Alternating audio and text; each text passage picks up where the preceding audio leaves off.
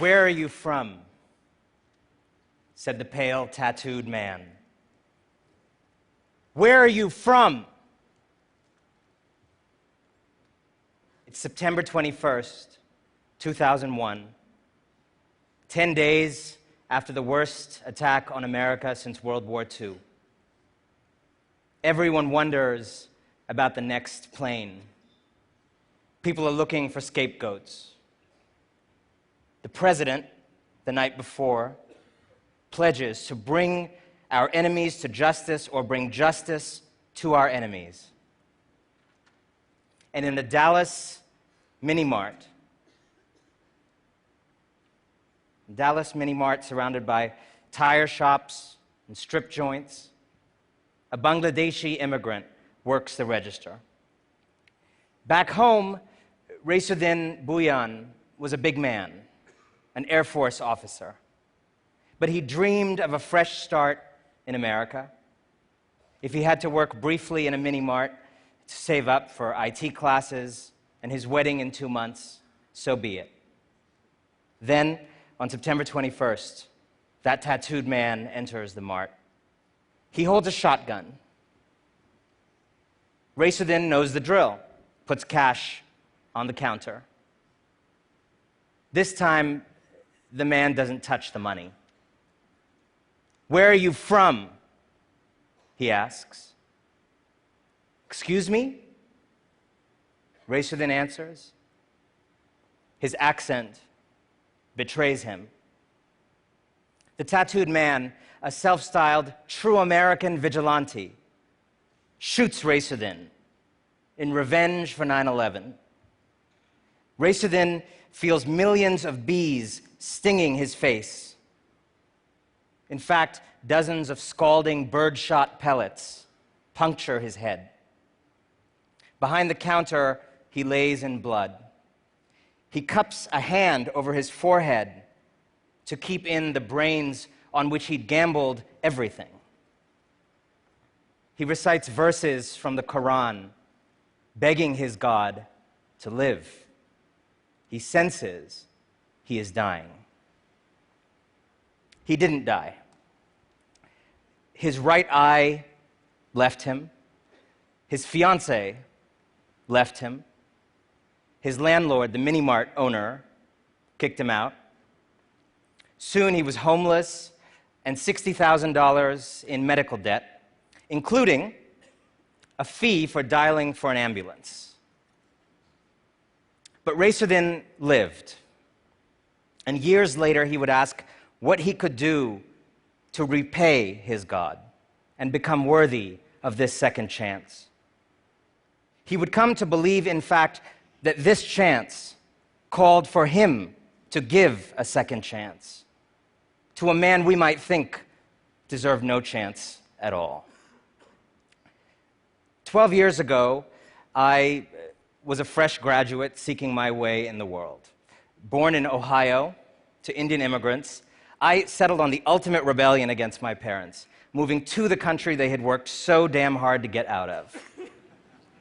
What I thought might be a 6-month stint in Mumbai stretched to 6 years.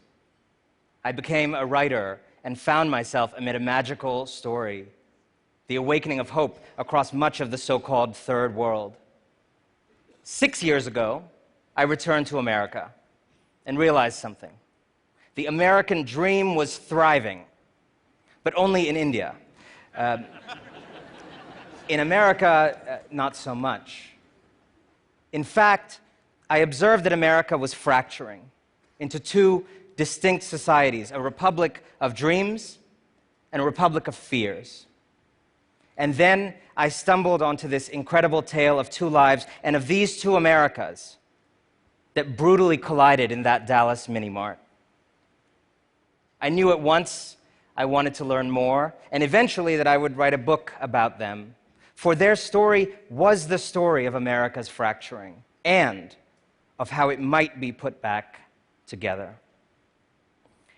After he was shot, Raisuddin's life grew no easier. The day after admitting him, the hospital discharged him. His right eye couldn't see, he couldn't speak, metal peppered his face. But he had no insurance, so they bounced him.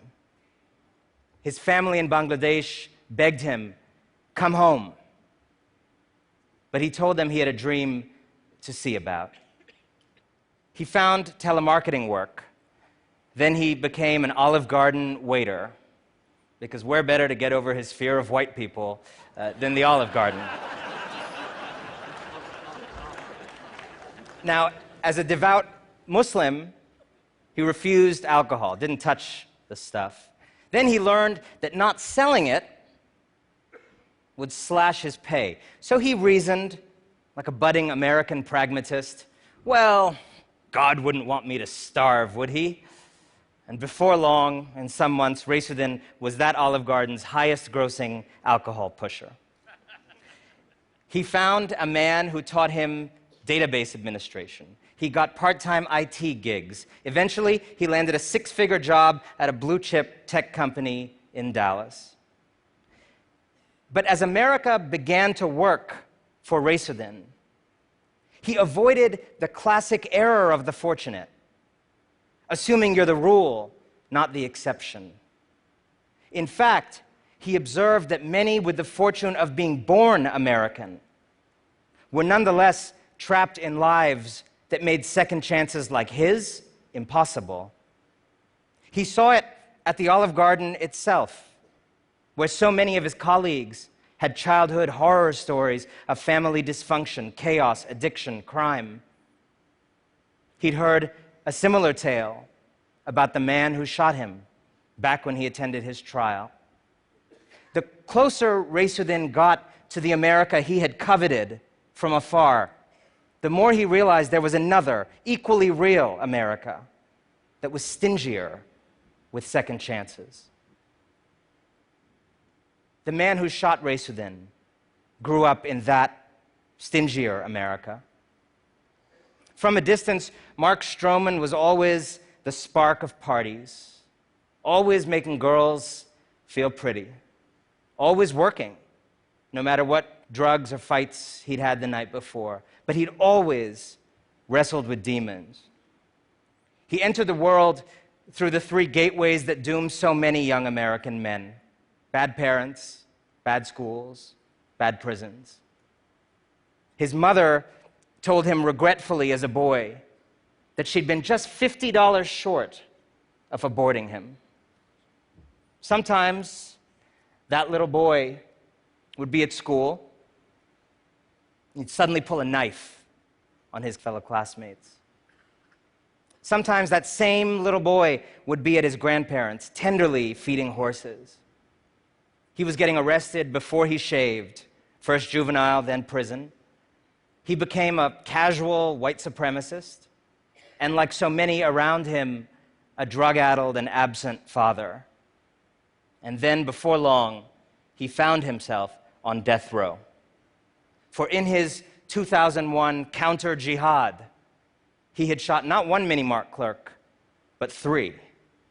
Only Raisuddin survived.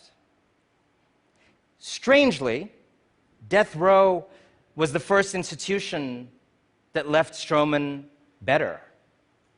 His old influences quit him. The people entering his life were virtuous and caring: pastors, journalists, European pen pals. They listened to him, prayed with him, helped him question himself, and sent him on a journey of introspection and betterment. He finally faced the hatred that had defined his life. He read Viktor Frankl, the Holocaust survivor, and regretted his swastika tattoos. He found God. Then one day in 2011, 10 years after his crimes, Stroman received news. One of the men he'd shot, the survivor, was fighting to save his life. You see, late in 2009, 8 years after that shooting, Raisuddin had gone on his own journey, a pilgrimage to Mecca. Amid its crowds, he felt immense gratitude, but also duty. He recalled promising God as he lay dying in 2001 that if he lived, he would serve humanity all his days, Then he'd gotten busy relaying the bricks of a life. Now it was time to pay his debts. And he decided upon reflection that his method of payment would be an intervention in the cycle of vengeance between the Muslim and Western worlds. And how would he intervene? By forgiving Stroman publicly in the name of Islam and its doctrine of mercy, and then suing the state of Texas and its governor, Rick Perry, to prevent them from executing Stroman. Exactly like most people shot in the face do. Yet Raisuddin's mercy was inspired not only by faith. A newly minted American citizen, he had come to believe that Stroman was the product of a hurting America that couldn't just be lethally injected away. That insight is what moved me to write my book, The True American. This immigrant begging America to be as merciful to a native son as it had been to an adopted one. In the mini-mart, all those years earlier, not just two men, but two Americas collided. An America that still dreams, still strives, still imagines that tomorrow can build on today. And an America that has resigned to fate, buckled under stress and chaos, lowered expectations, and ducked into the oldest of refuges, the tribal fellowship of one's own narrow kind. And it was Raisuddin, despite being a newcomer, despite being attacked, despite being homeless and traumatized, who belonged to that republic of dreams. And Stroman, who belonged to that other wounded country, despite being born with the privilege of a native white man. I realized these men's stories formed an urgent parable about America. The country I am so proud to call my own wasn't living through a generalized decline, as seen in, say, Spain or Greece, where prospects were dimming for everyone. America is simultaneously the most and the least successful country in the industrialized world, launching the world's best companies, even as record numbers of children go hungry, seeing life expectancy drop for large groups, even as it polishes the world's best hospitals. America today is a sprightly young body hit by one of those strokes that sucks the life from one side while leaving the other worryingly perfect. On July 20th, 2011, right after a sobbing Raisuddin testified in defense of Stroman's life, Stroman was killed by lethal injection by the state he so loved. Hours earlier, when Raisuddin still thought he could save Stroman, the two men got to speak for the second time ever. Here is an excerpt from their phone call. Raisuddin: Mark, you should know that I am praying for God, the most compassionate and gracious. I forgive you, and I do not hate you. I never hated you. Stroman: you are a remarkable person. Thank you from my heart. I love you, bro. Even more amazingly, after the execution, Raisuddin reached out to Stroman's eldest daughter, Amber, an ex-convict and an addict, and offered his help. You may have lost a father, he told her, but you've gained an uncle. He wanted her, too, to have a second chance. If human history were a parade,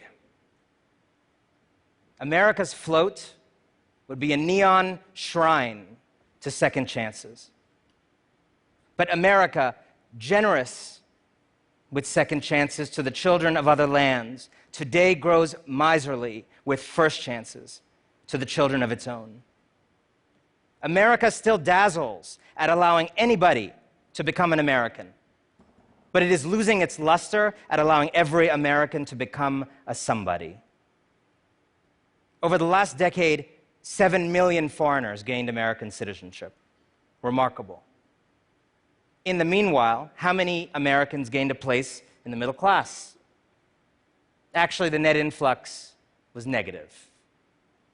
Go back further, and it's even more striking. Since the 60s, the middle class has shrunk by 20%, mainly because of the people tumbling out of it. And my reporting around the country tells me the problem is grimmer than simple inequality. What I observe is a pair of secessions from the unifying center of American life, an affluent secession of up, up, and away into elite enclaves of the educated and into a global matrix of work, money, and connections, and an impoverished secession of down and out into disconnected, dead-end lives that the fortunate scarcely see. And don't console yourself that you are the 99%. If you live near a Whole Foods, if no one in your family serves in the military, if you're paid by the year, not the hour, if most people you know finished college, if no one you know uses meth, if you married once and remain married, if you're not one of 65 million Americans with a criminal record, if any or all of these things describe you, then accept the possibility that actually you may not know what's going on, and you may be part of the problem. Other generations had to build a fresh society after slavery, pull through a depression, defeat fascism, freedom ride in Mississippi. The moral challenge of my generation, I believe, is to reacquaint these two Americas, to choose union over secession once again. This isn't a problem we can tax or tax cut away. It won't be solved by tweeting harder, building slicker apps, or starting one more artisanal coffee roasting service. It is a moral challenge that begs each of us in the flourishing America to take on the wilting America as our own, as Racerdin tried to do. Like him, we can make pilgrimages, and there, in Baltimore and Oregon and Appalachia, find new purpose, as he did. We can immerse ourselves in that other country, bear witness to its hopes and sorrows, and, like Racerdin, ask what we can do. What can you do? What can you do? What can we do? How might we build a more merciful country? We, the greatest inventors in the world, can invent solutions to the problems of that America, not only our own. We, the writers and the journalists, can cover that America's stories instead of shutting down bureaus in its midst. We can finance that America's ideas instead of ideas from New York and San Francisco. We can put our stethoscopes to its backs, teach there, go to court there, make there, live there, pray there. This, I believe, is the calling of a generation. An America whose two halves learn again to stride, to plow, to forge, to dare together.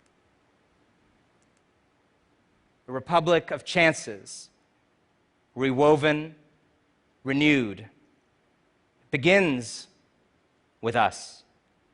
Thank you.